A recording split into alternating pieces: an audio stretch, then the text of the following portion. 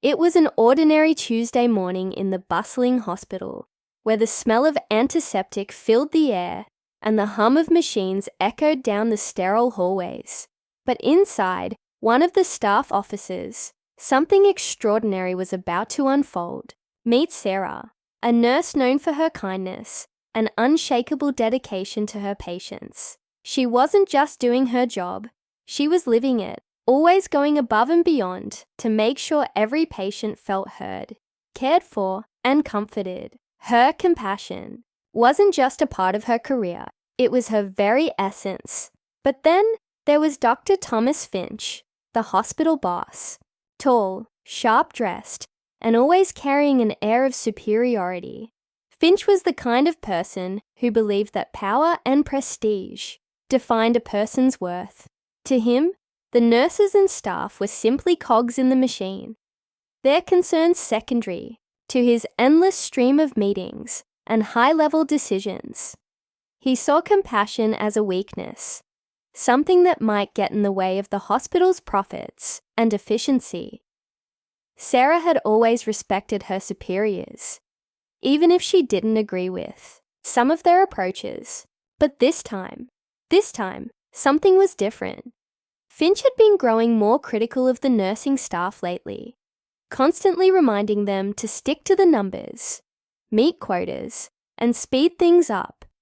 He would often mock Sarah's empathetic approach, suggesting that her soft-heartedness was making her less efficient and was, in his words, holding the hospital back. One fateful afternoon, Sarah found herself in a heated meeting with Dr. Finch. She had just come off a shift where she'd comforted a terminally ill patient, holding their hand through their final moments. It was something she did daily, and it never got any easier, but she believed it was the least she could offer. When she entered the meeting room, she was ready to present her concerns about the staff's workload and the increasing pressure they were under. Instead, Finch started with a sharp, mocking comment. "So, Sarah," Finch said with a smirk, "how's your little heart-to-heart session going? Are you planning on spending the next hour reading poetry to the patients, or do you have actual work to do?" The words stung, but Sarah didn't flinch. But what happened next would completely change the course of their interaction. Sarah took a deep breath, and for the first time, she stopped trying to appease him. She decided to take a stand, not just for herself, but for her colleagues, and for the patients she cared for so deeply. The tension in the room was palpable. Sarah knew this was a turning point, but she had no idea just how far it would go. Her voice was calm, but every word was laced with conviction. "Maybe you don't understand, Dr. Finch, but it's not just about the numbers. It's about people, real people. People who need more than just medicine. They need compassion. And if you think that's a weakness, then maybe I'm not the one who's in the wrong." Dr. Finch's expression flickered for just a moment, something between surprise and anger. He wasn't used to being spoken to like this, especially not by someone he saw as a mere nurse. His eyes narrowed. He didn't expect someone to challenge him so directly, especially not Sarah, whom he had underestimated. But then, in a move that left everyone in the room shocked, Sarah stood up from her chair. She paused, looking Dr. Finch straight in the eye. Her next words would echo through the halls of the hospital for weeks to come. "I won't apologize for my heart, Dr. Finch, and I won't let you belittle the care that my team and I give to our patients." The silence that followed was deafening.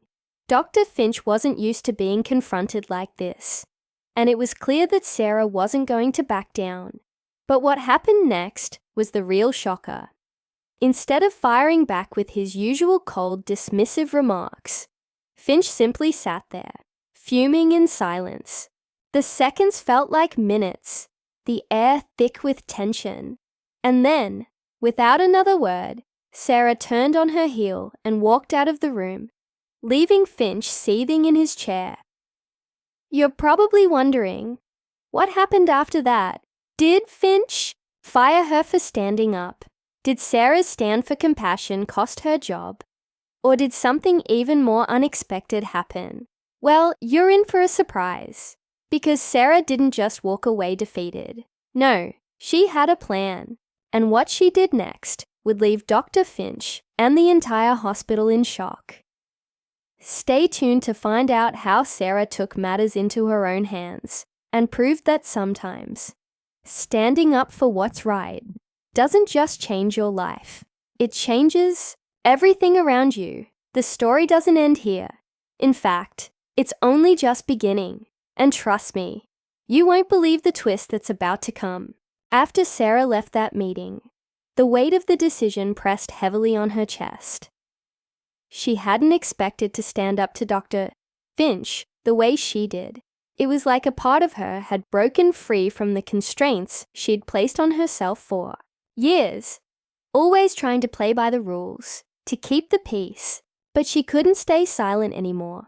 Not when it was clear that the very essence of what made her a good nurse was being mocked and undermined by someone who cared more about the bottom line than about human lives. She knew there would be consequences, but what she didn't know was just how far Finch would go to prove his authority. In the days that followed, the tension between Sarah and Finch simmered in the background of the hospital. Staff whispered in the hallways, wondering what would happen next. Some of her colleagues admired Sarah for her courage, but others were more cautious, fearful that challenging the hospital's powerful boss would lead to repercussions they didn't want to face. But Sarah didn't care about the whispers. She was focused on one thing: the patients. That was why she became a nurse in the first place, to help people. And she wasn't going to let anyone make her feel like that wasn't enough. Meanwhile, Dr. Finch was seething. He couldn't remember the last time anyone had spoken to him like that.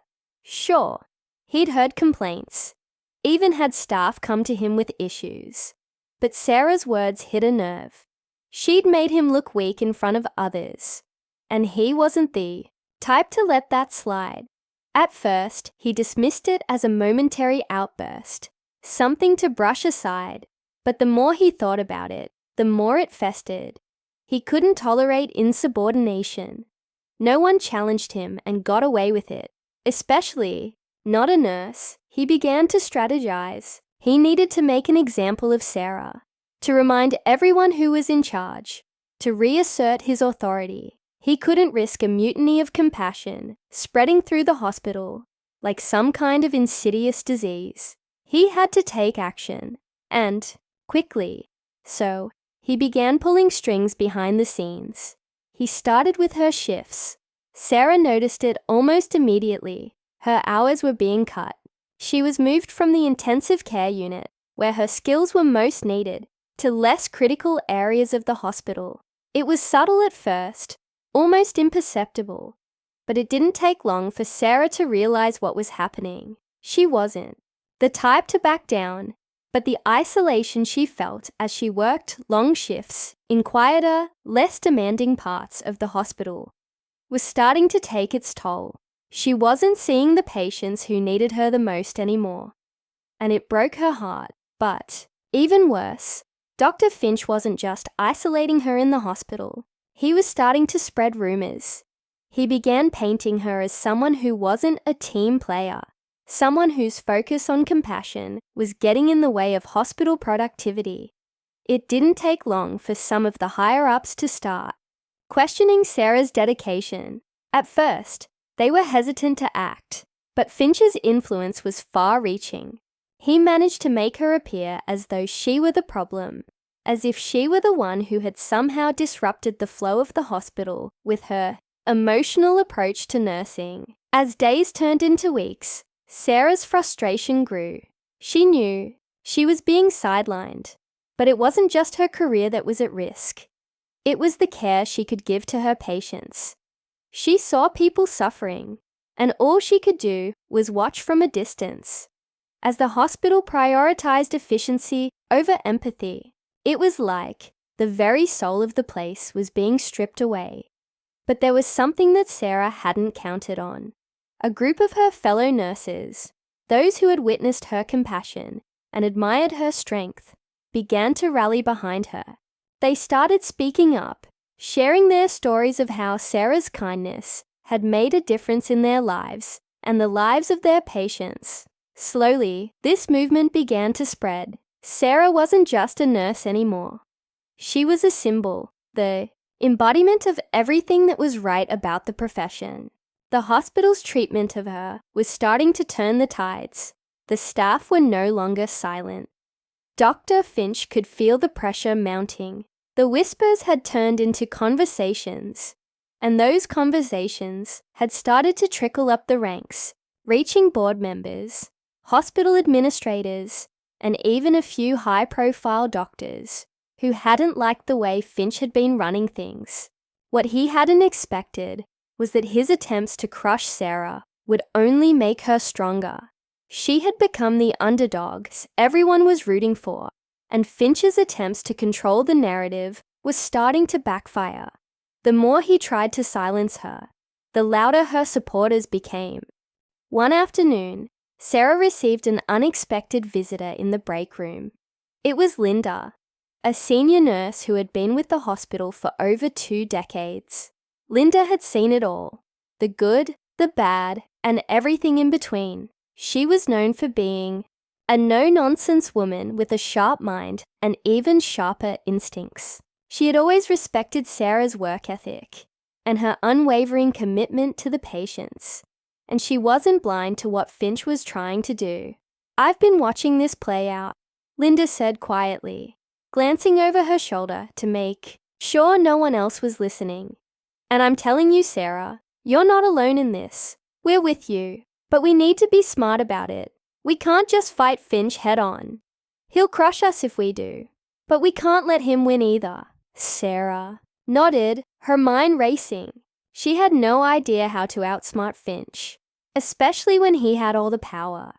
But she knew one thing: she couldn't give up. Not now. Not when it was no longer just about her. It was about something much bigger. It was about proving that compassion had a place in medicine, no matter how hard Finch tried to erase it. The tension in the hospital was reaching a boiling point. Something had to give, but no one knew exactly how this battle would end.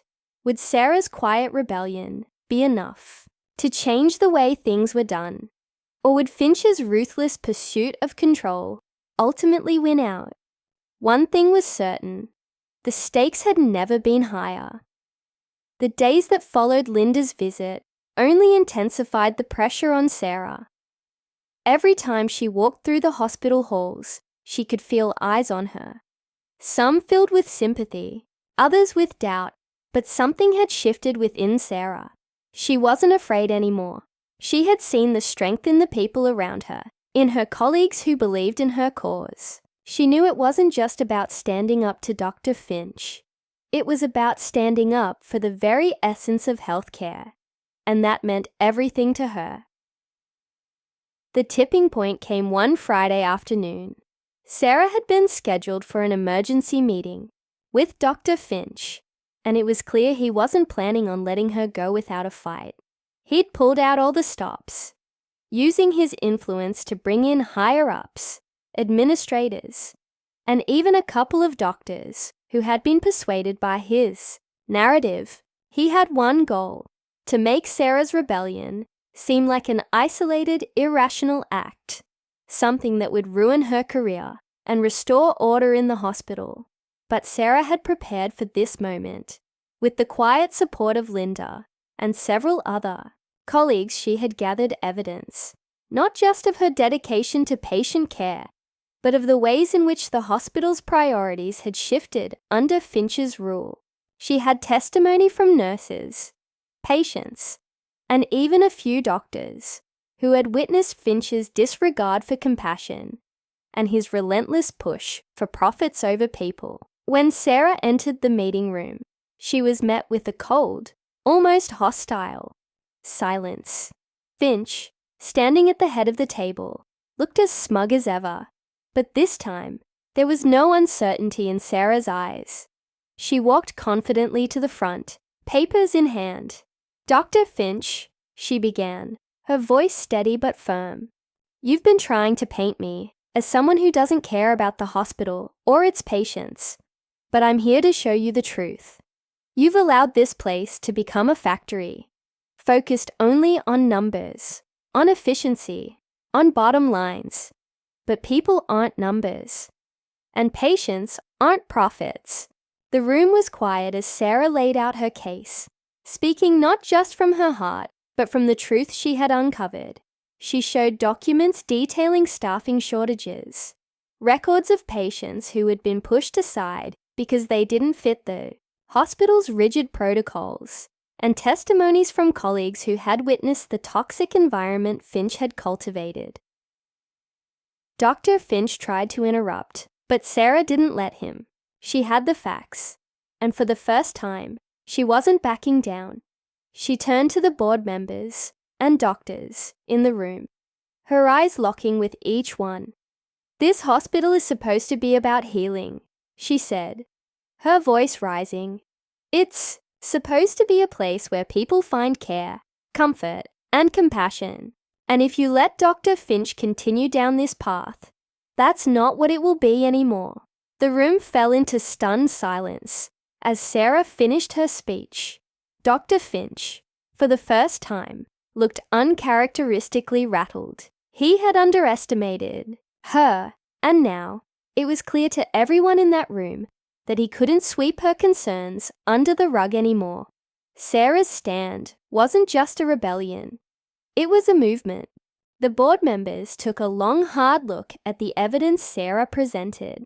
After what felt like an eternity, the lead administrator spoke up.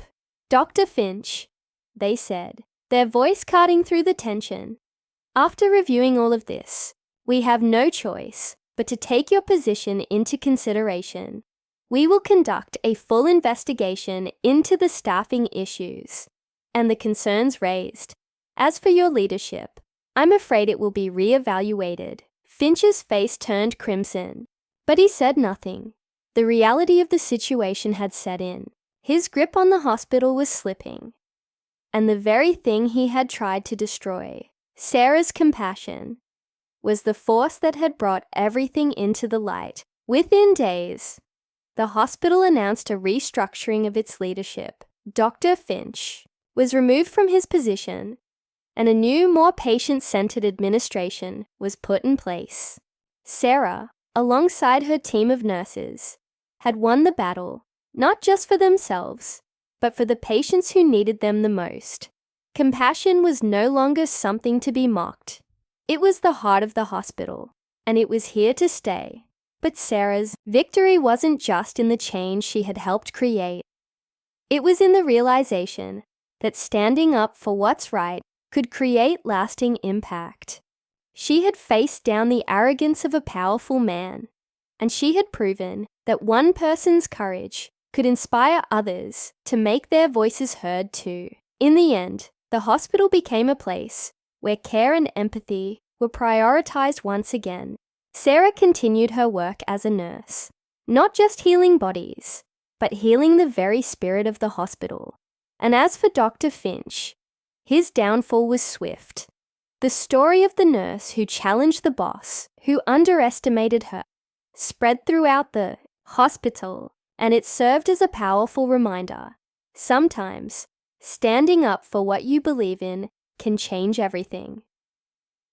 The final lesson, though, was clear. Compassion isn't a weakness. It's a strength. And no matter how powerful you are, you can never underestimate the power of a single, compassionate person who refuses to give up on what's right.